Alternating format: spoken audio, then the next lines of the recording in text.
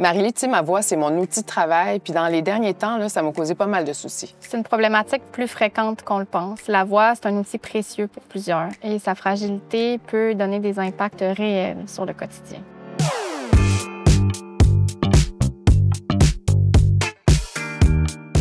Bien, le dernier personnage que j'ai joué, là, il était super émotif. Ça a vraiment mis ma voix à rude épreuve. J'ai accompagné ma fille aussi partout en tournée à travers le Québec. Je suis tous les jours à la radio, donc ma voix, je trouve qu'elle est fragilisée. J'ai comme toujours l'impression d'être au bout de mes capacités vocales.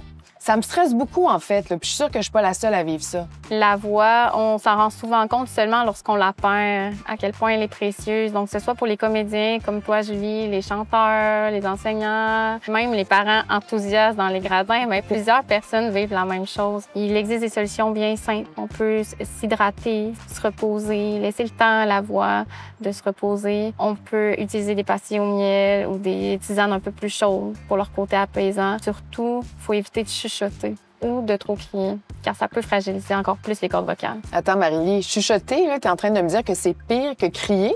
On penserait le contraire, mais c'est bien vrai.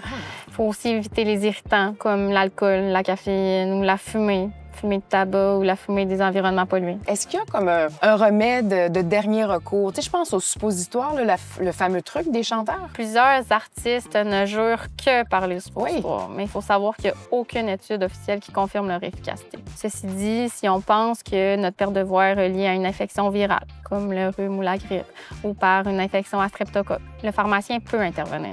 Donc, si on sent que c'est causé par une infection, on peut aller voir notre pharmacien? Absolument. Directement en pharmacie, on peut faire des tests de dépistage de streptocoque. Puis, si le résultat est positif, certains pharmaciens peuvent même prescrire le traitement antibiotique. Si la condition semble plus grave, au contraire, bien, notre rôle, c'est de référer vers un autre professionnel de la santé, comme un médecin ORL. C'est sûr qu'on va pouvoir vous aider temporairement en, par exemple, prescrivant des médicaments pour la douleur.